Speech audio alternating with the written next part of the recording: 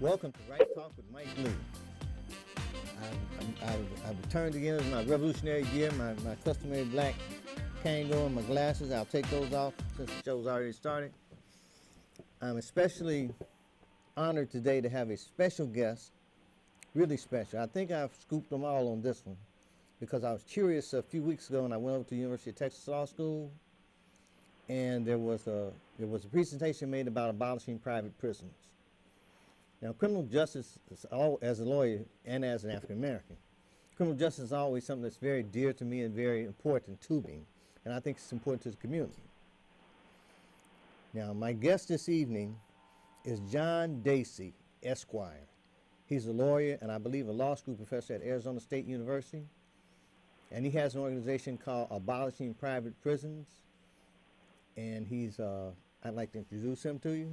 Say hello to the audience, John.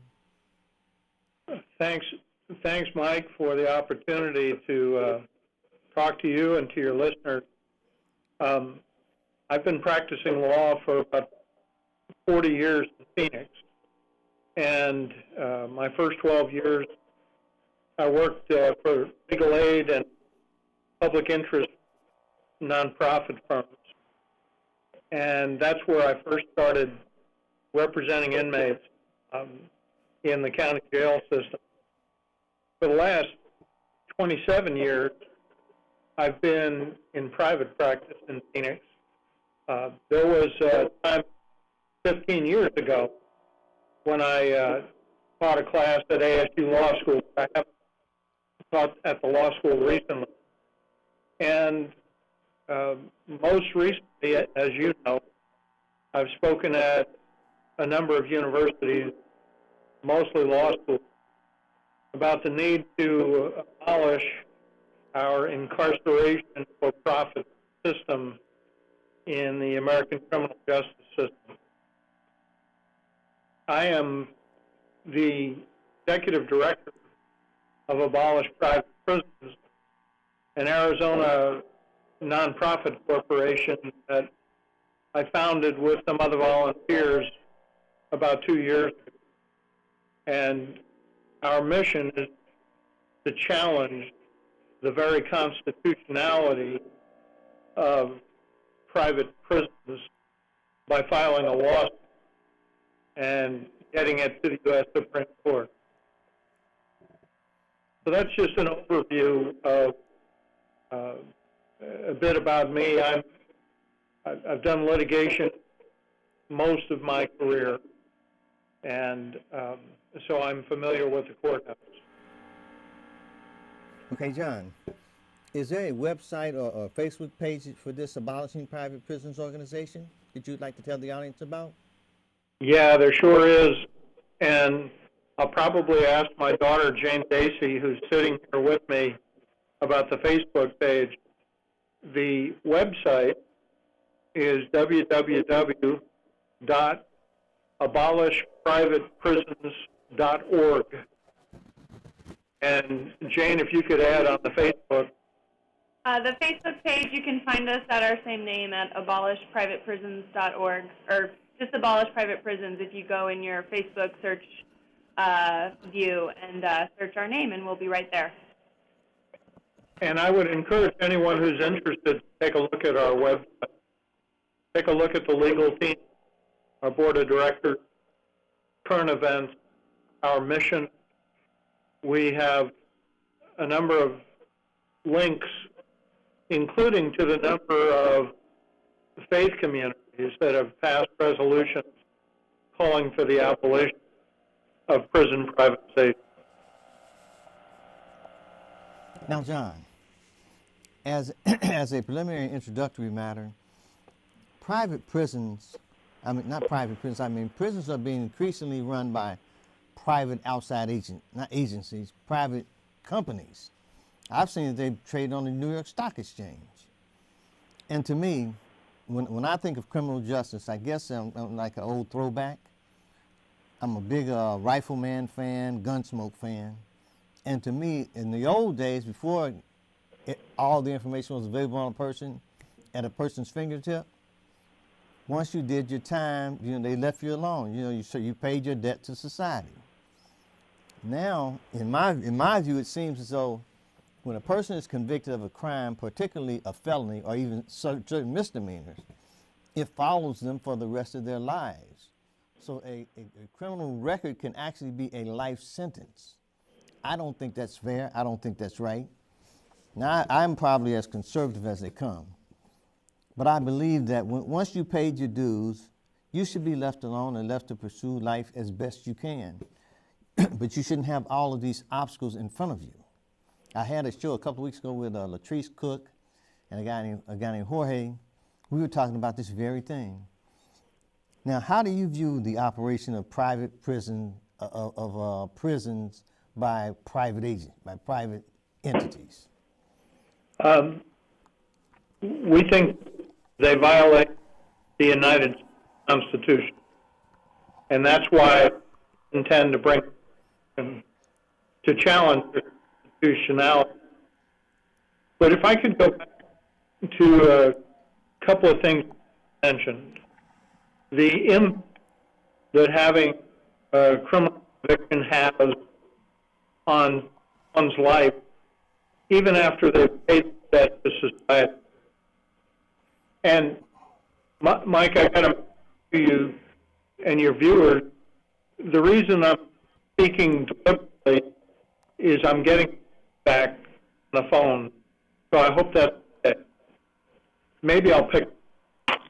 Let me see if this avoids the feedback. It doesn't, so I'll stay the way I was. To get to your question, at Abolish private prison, our general mission is criminal justice reform. And that includes not just looking at the issue of prison privatization, but also pulling the curtain back on the many circumstances where profit motive and revenue enhancement are behind law enforcement activities as opposed to law enforcement and protecting public safety. The other thing we need to look at, as you mentioned, is the severe penalties that people with criminal convictions have to suffer even after they've served their sentence, paid their debt to society. We intend to look at the interests of people in those circumstances, but job one for our organization is challenging the constitutionality of prison privatization. Let me define my terms first. When I refer to private prisons, I'm talking about the circumstance where 4 different federal agencies or the Texas Department of Corrections, for example, contract with a private corporation to have total operational control of a prison, have 24/7 responsibility for inmates' lives. That's different than the circumstance where a private vendor might have a contract with a public or a private prison or jail to provide food services, medical care, transportation, communications, linens, and the like. Those are also financial interests in mass incarceration. But the circumstance I'm talking about is the one where the private corporation has total operational control. And what that means is that a core responsibility of government law enforcement, deprivation of individual liberty, the use of force within the prison, including the use of deadly force, the power to write incident reports that affect the earning of early release time credits, the eligibility for parole, and the imposition of discipline within the walls is all turned over by our governments to a for-profit corporation that has no incentive to release inmates and, frankly, has incentives to cut costs of programs that might enhance any inmate's successful reentry. Because, like any for-profit business, repeat customers are good for business. So we think that aside from creating perverse financial incentives to keep inmates as long as they can, there's also a constitutional violation of the government improperly delegating one of its core powers, which is a power given to it by the people, and turning it into the marketplace, in our view, offends constitutional guarantees, just looking at the proper conduct of government. But when you look at it from the perspective of the individual inmate, who has an interest in liberty, who has an interest in being treated with dignity as a human being, and not as a unit of profit on a corporate balance sheet, not as a commodity that is behind the value of the stock shares traded on the New York Stock Exchange, not as a commodity that is being bid on by corporations that want these government contracts.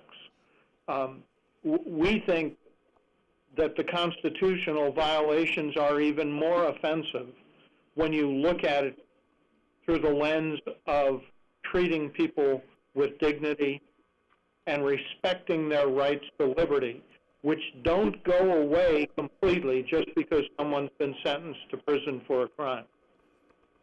So I hope I've answered your question. I had a question. Now, the way I see it, with the Supreme Court supposedly being, if they're going to construe it strictly, the 13th Amendment strictly, I look at that clause that says, except as punishment for a crime. And the question I had was, I know that ministerial functions can be delegated, but there are certain functions that cannot. I haven't had a chance to review the delegation type cases. But as a question in my mind as to whether or not the fact of incarcerating someone, whether or not that could or should be delegated at all, as a fundamental question. Because if it's something that should not or could not be delegated properly, or constitutionally be delegated, then they go out the window, right? I didn't hear the very last part of your question. If they're delegated broadly, then I'm sorry. It seems like to me that ministerial functions can be delegated. Yes. But if what the private corporations are doing is not deemed ministerial, then it probably should have been delegated in the first place. But then there's an article I read, I think an article that you wrote that I read, it talked about how there are tax savings because it's reported supposedly tax savings by having a private company run as opposed to the state. There's several fundamental points raised in your question, Mike, and let me just throw out a couple of hypotheticals perhaps to your listeners.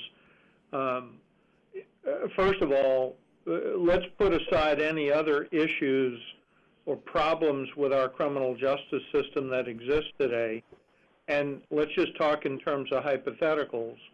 Would any motorist feel good about being pulled over by a policeman or a policewoman if you knew that the police officer was going to be paid more if they wrote you a ticket?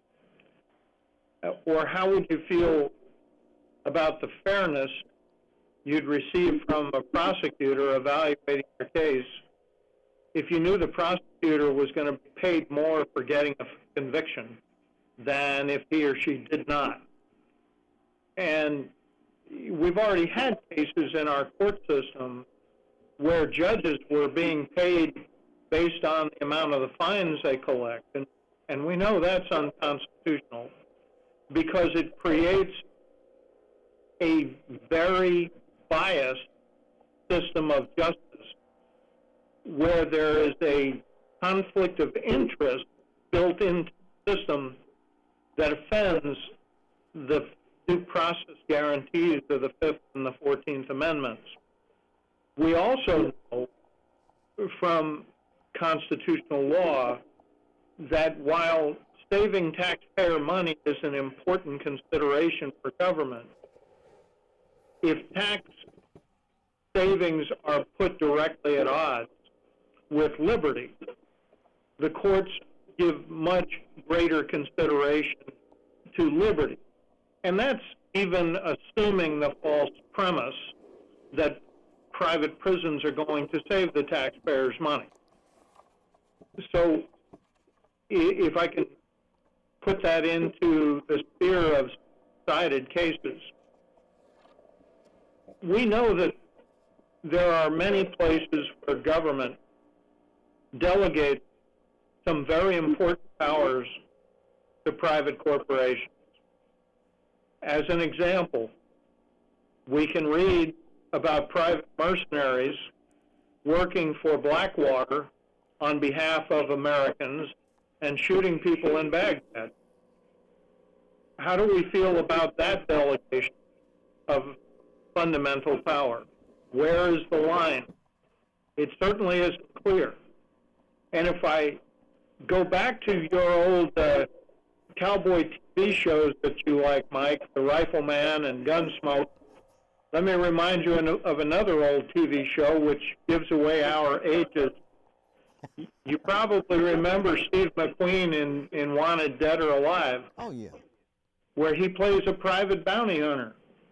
So we have a circumstance there that's been around a long time of bounty hunters. You know, those are not government employees. So, how do we feel about these powers of government being delegated? Well, the U.S. Supreme Court hasn't looked at the non-delegation doctrine in a long time. You have to go back to the administration of Franklin Delano Roosevelt, where the administration was expanding the powers of government in an attempt to relieve the conditions of the Great Depression. But we had a conservative Supreme Court knocking down some of those programs as an improper expansion of government. Well, one of those cases, Carter versus Carter Coal Company, I won't get into too much detail here unless you want me to. Yeah, don't do the law school thing. Yeah. That brings back nightmares.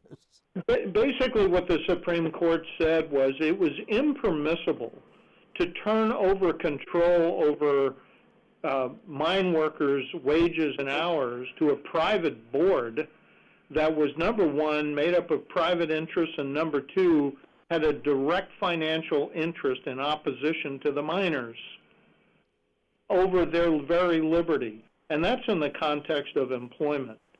In this circumstance, we're delegating powers to private entities that have a conflict of interest with a prisoner's interest in liberty. Liberty, okay.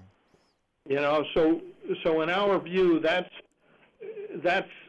part of it. I haven't mentioned the 13th Amendment yet because I got a feeling you had a more specific question about that.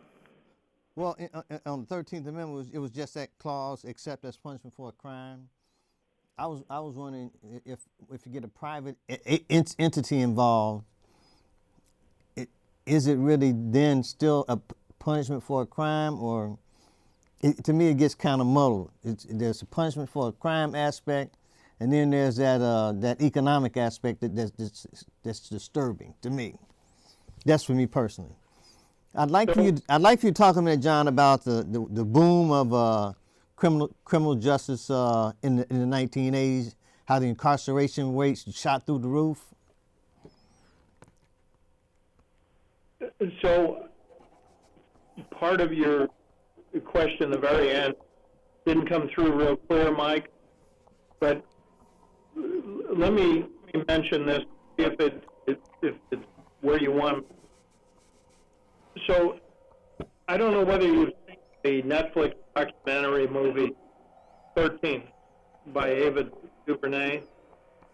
It is a powerful and very disturbing documentary about the 13th Amendment and how our criminal justice system has used that exception you mentioned, punishment clause, to essentially re-enslave our country's black population through the use of criminal law and the prison system.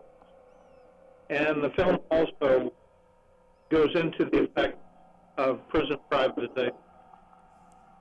There's one thing about the film that I think is really important for purposes of this discussion and what Abolish private prisons is about. The 13th Amendment says slavery and involuntary servitude, comma, except as punishment for crime following conviction, comma, is banned in the United States. I'm paraphrasing. And people have interpreted that punishment clause as an exception to the prohibitions on slavery and involuntary servitude. I think that's a mistake. The prohibition on slavery is absolute. The punishment clause only modifies involuntary servitude because prisoners can be made as part of their incarceration to do some work. But slavery is banned absolutely. And by slavery, we often think of it as forced labor, but that's not all slavery is. It's treating a person as property, as someone owning a piece of a person, as treating a person as something less than human. The Supreme Court many years ago decided a case involving some seamen who signed on to a voyage and didn't like their work conditions, trying to quit, and they were thrown in the brig by the ship's captain and then thrown in jail when they got to port, and then they were going to be prosecuted for neglecting their duties and refusing to work. In a dissenting opinion in that case, Justice Harlan, who wrote the dissenting opinion in Plessy versus Ferguson, his dissenting opinion later reflecting the majority of in Brown versus Board of Education. In 1954. In Robertson versus Harlan wrote back in 1897 that the prohibition of slavery was absolute. And I think his opinion in that case also reflects current day values. So you look at the except as punishment for a crime, you look at that as in terms of restricting involuntary servitude, correct? Except as punishment for a crime. Okay. Now if Do you believe? Is it your opinion that private companies that might have an interest in retaining someone in prison or extending someone's sentence or something like that, or hold them as long as they could, that it could violate that provision because they have that economic interest? Mike, you're coming through a little unclear at my end. I could not make out that question. Okay, do you see the involuntary servitude portion of the 13th as being restrictive, as being restricted by the punishment language? So, involuntary servitude is restricted. The prohibition on involuntary servitude is restricted by the punishment clause, but the prohibition on slavery is not. And that's one reason why we think prison privatization is unconstitutional, because it turns inmates into commodities. It makes human beings in prison cells human inventory on corporate balance sheets. And it incorporates some very perverse incentives. To give you a few examples, a prisoner in a private prison cell is worth more to the corporation the longer the prisoner stays in that cell. Mm-hmm. And make no mistake about it, the management of the private prison corporation's highest loyalty is to the prison corporation's shareholders. To the shareholders. Not to the public. What happens inside the walls has a lot to do with how successfully people return to society. And we've incorporated financial incentives through privatization to provide less services within the walls, to write more incident reports that make sure prisoners stay longer. Because they're interested in the bottom line. Excuse me? Because the companies would be interested in the bottom line, not that individual. Yes. To be certain, private prisons have no corner on the market of abuses within prisons and terrible jail and prison conditions. Mm-hmm. But the difference is we're now building into the structure of the financing of criminal justice an incentive to put more people in prisons, to keep them there longer, and to hope that they return to prison rather than successfully re-enter.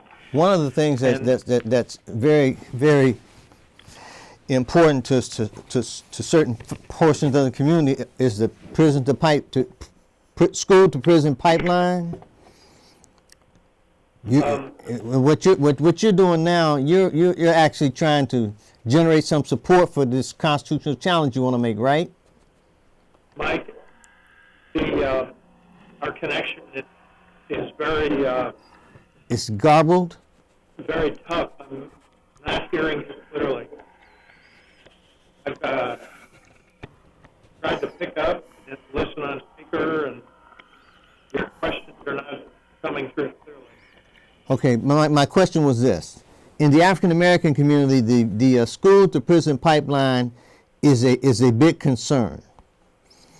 Now, if your constitutional challenge is successful, how will that affect that? It would destroy the end of it, wouldn't it? What I heard you ask is something about the school to prison pipeline and how might a successful challenge to prison privatization affect that. Yes. And so let me step back for a moment before answering that specific question. When I mentioned the priority to abolish private prisons, I mentioned that job one was challenging prison privatization on a constitutional basis in court. But we didn't just pick this issue out of a vacuum. the bigger issue is mass incarceration. And if I can just mention a few statistics that I think are very compelling.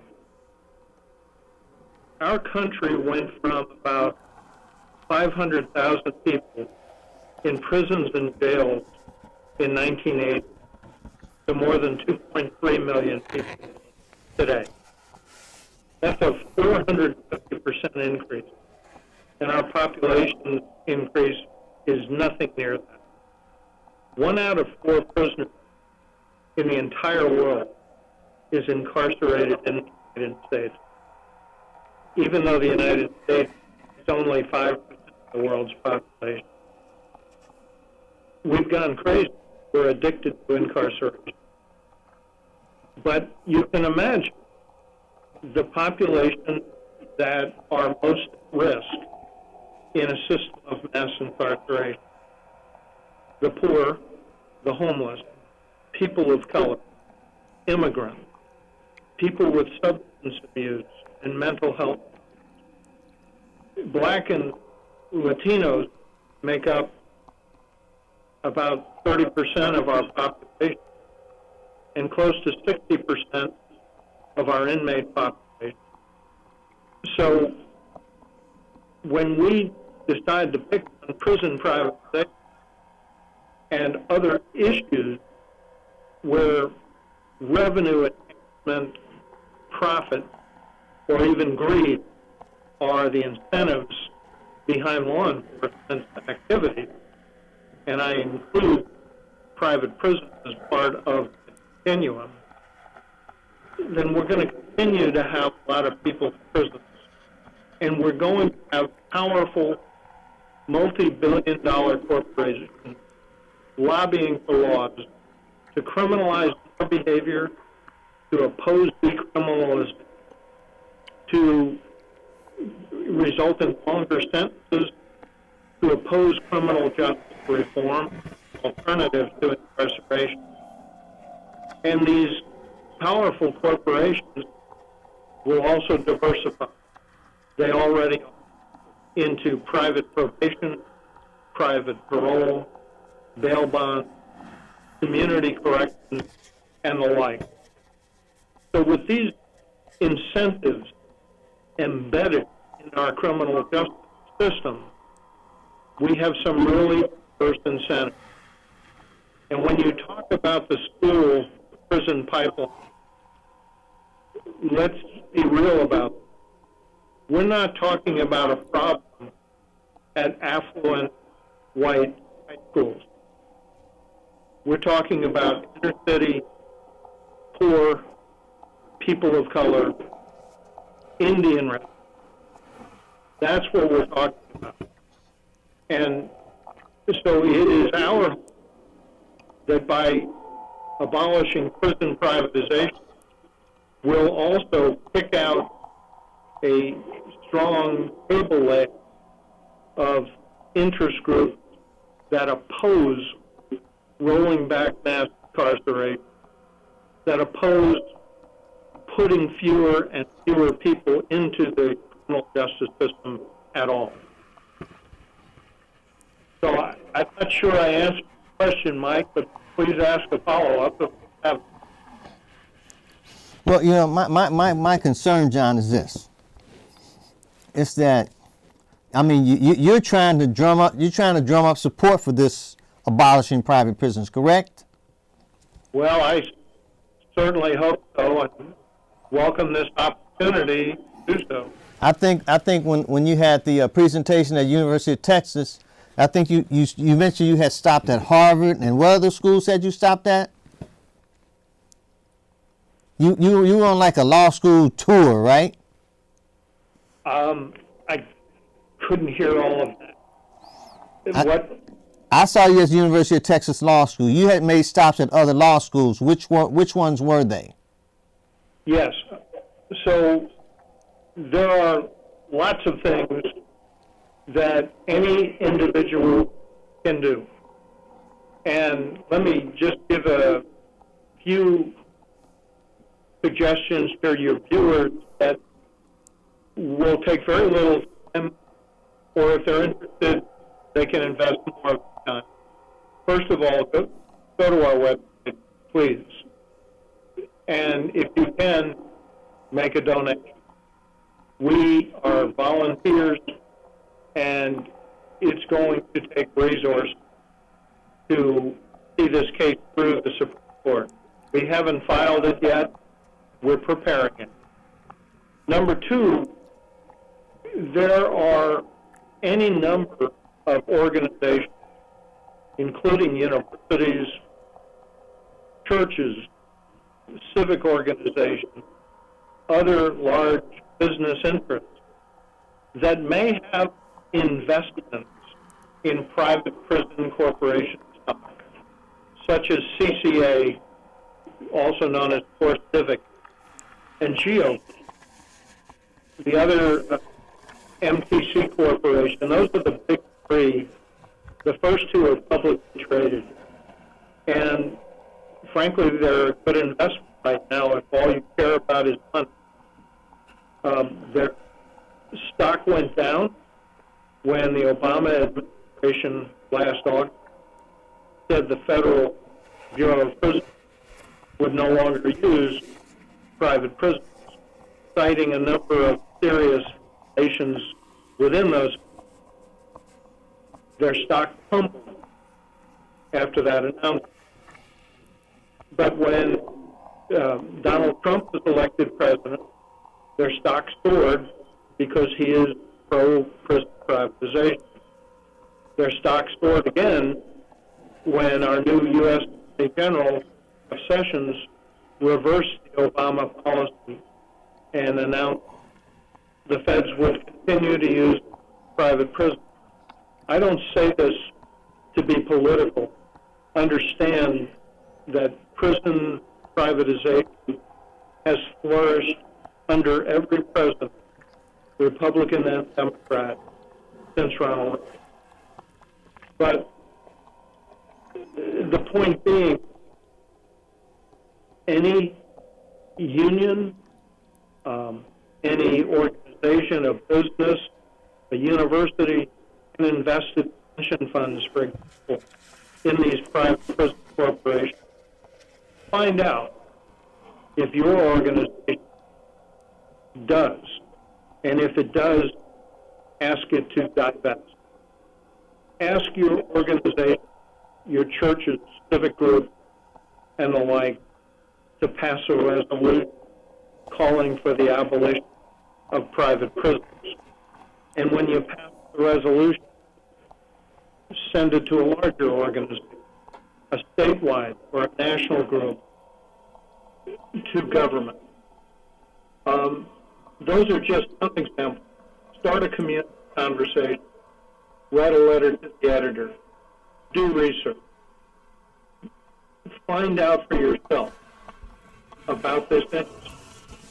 I hope it disturbs any listener, regardless of their political persuasion, that police, prosecutors, judges, wardens can all buy stock in private prison corporations and make more money if we incarcerate people.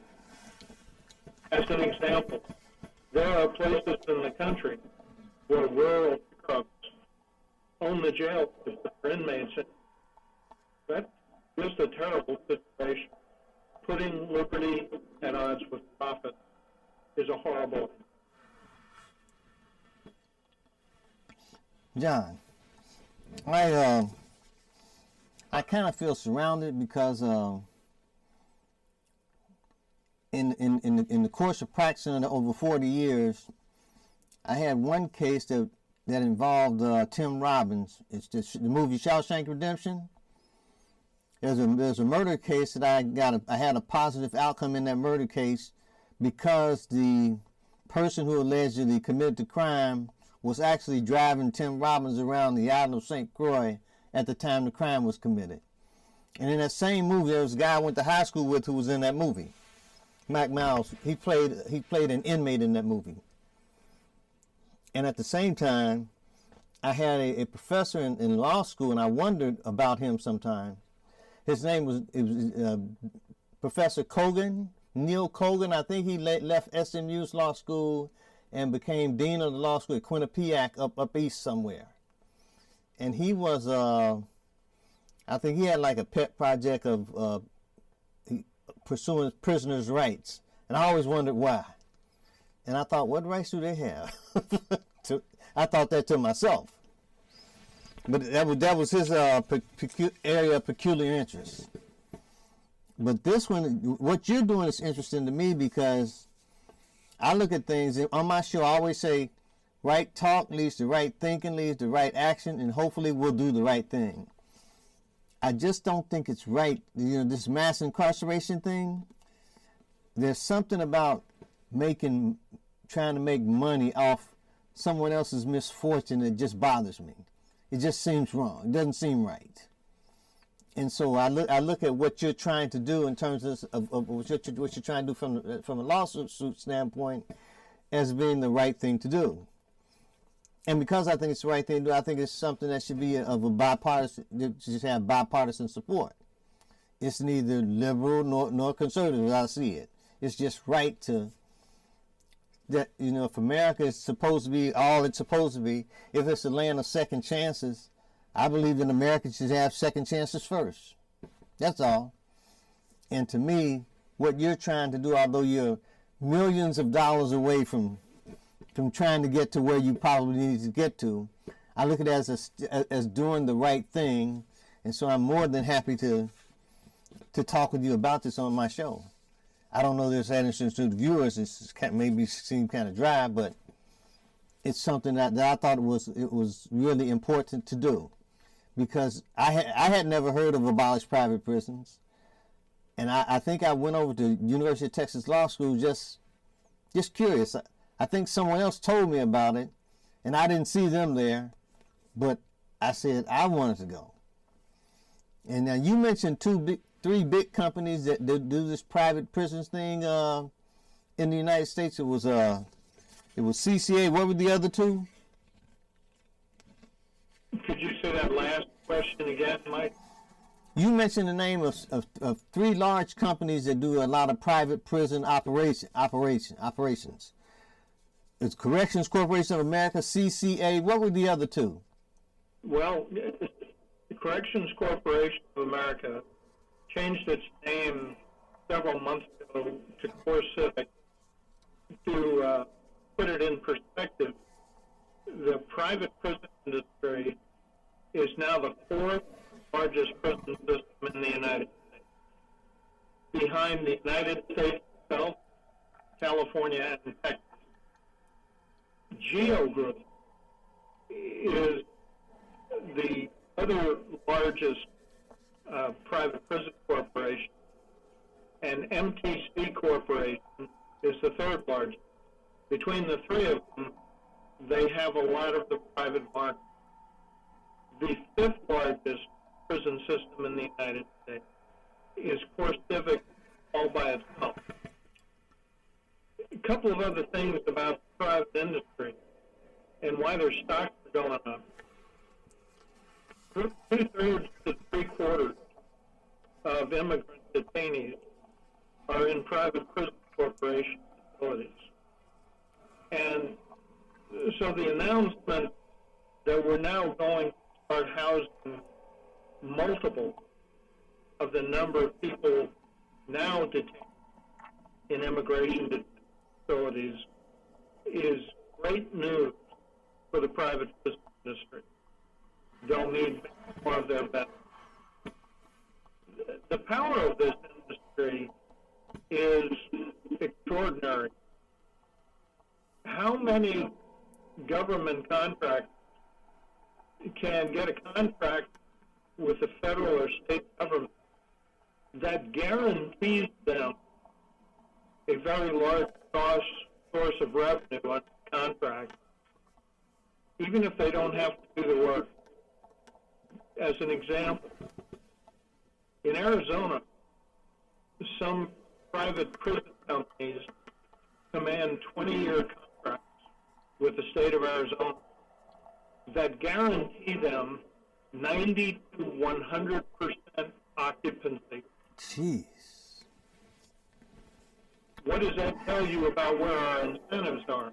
Wouldn't that create an incentive to have people locked up?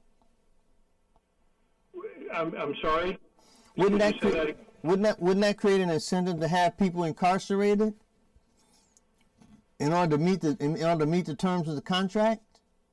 It's a heck of an incentive to put people in prison and to keep them. You know, from a taxpayer standpoint, many are looking to save money on taxes, but with these 20-year guarantee contracts with 90% occupancy guarantees due to the taxpayers are this. Number one, if those beds are not filled, the taxpayers are on the hook for it. So if the crime rate goes down and the beds are only 70% occupied, the taxpayer makes up the difference. Well, the taxpayer isn't going to stand for that. So the way that's going to play out is we will move more inmates from the public facilities to the privates and become even more dependent upon them. The second thing, from a taxpayer standpoint, is that when you create huge corporate lobbying groups that lobby for laws, put more people in prison, and keep them there longer, even if the cost per prisoner went down, you would have more prisoners, so the pie would be bigger, which is what the corporations want. Not good for the taxpayers, not good for the inmates, not good for the public.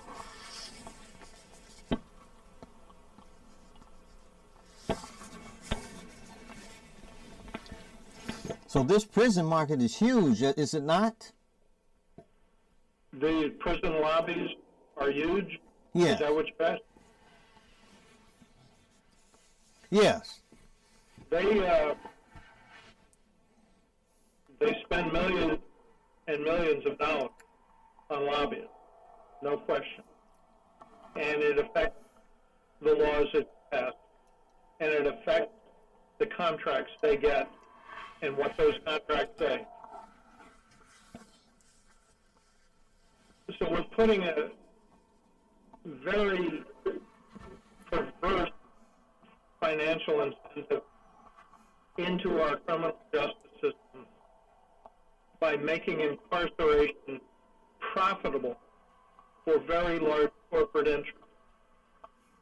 And you can imagine they are unopposed at the legislature. Who's out there on behalf of inmates saying don't do this? You can imagine. So I come back to the fundamental point of our constitutional argument. Let's put aside the issue of whether private prisons are better than public ones or not. That's a never-ending conversation. Between what facilities, on what date, in what year. And let's put aside the question of whether they're less expensive or more secure. Again, on what date? You don't get to those questions until you have first answered the question, are they even constitutional? Does it violate the Constitution to turn prisoners into commodities? And if the answer is violates the Constitution, then the cost savings and the qualitative comparisons don't matter. They shouldn't exist. Well, John, to me, to introduce the profit motive has too much potential to poison the process. To me, that in and of itself, it stinks. Absolutely. You know, the thing of many is, well, the judge is the one who sentences the inmate to prison. So when they get out is really a decision of the court, not of the private prison. Well, that ignores a couple of things.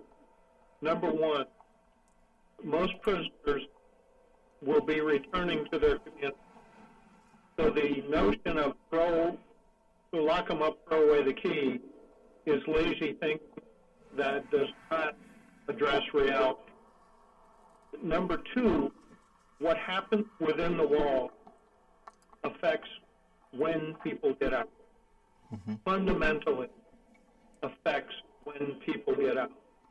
And if you have a private jail with a profit motive never to release it, people will serve much more of their sentence than is necessary, and the taxpayer will pick up the cost for that. But so will the inmate, and let's face it, so will the inmate, wife in the community, children in the community, and with the other penalties you mentioned earlier, Mike, so many communities will be disenfranchised because so many members of that community will not have the ability to vote. Now, John, I have one question. It seems like I've read a couple of court opinions that seem to favor your position, right? I think there was a ruling out of Florida or something like that. I couldn't hear that last thing, Mike. There are a couple of court rulings that favor your position, are there not? I thought I read something recently about a judge holding that it was unconstitutional to have these private prisons operating. I thought it was a case out of Florida, I thought.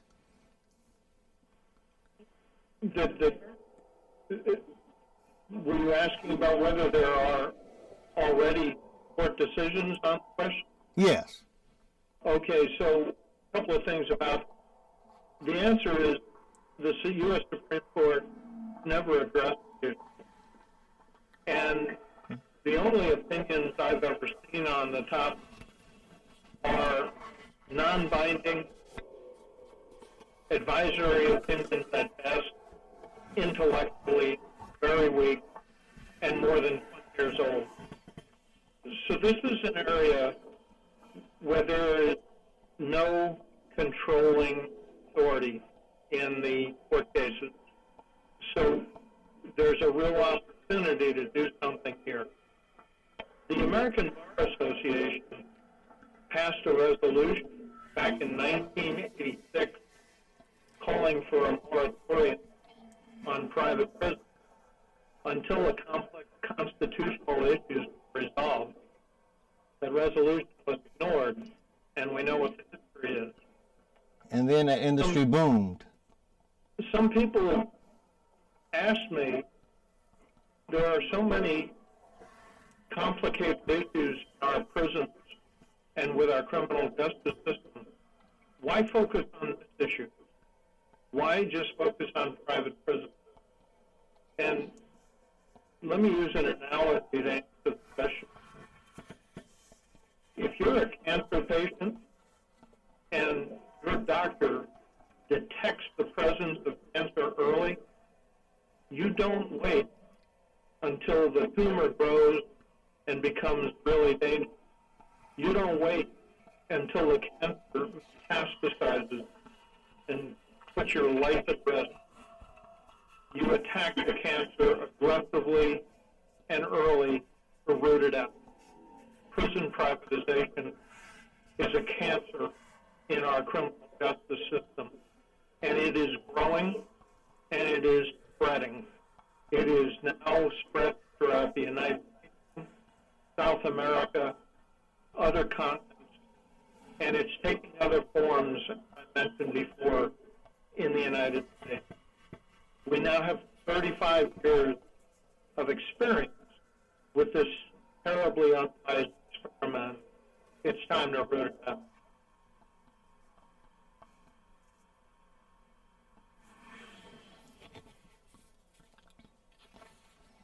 I think we have the in the direction of our criminal justice system.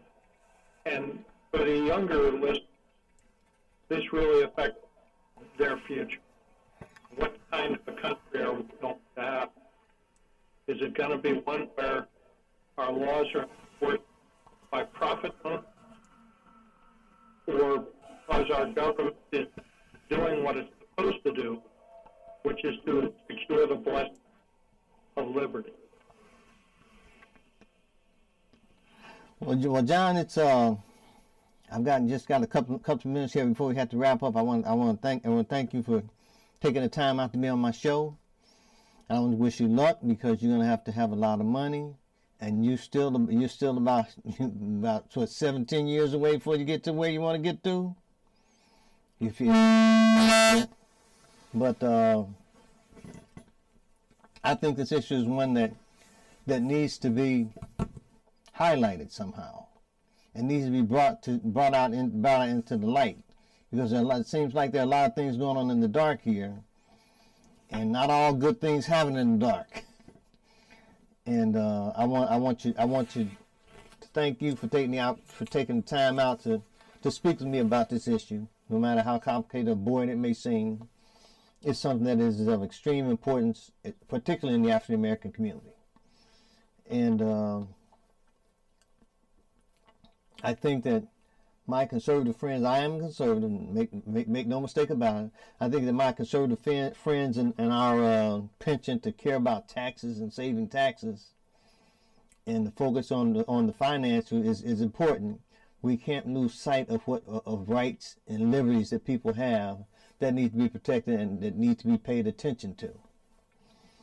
We're about to run out of time, John. Could you give us that website or Facebook location again, just before we go?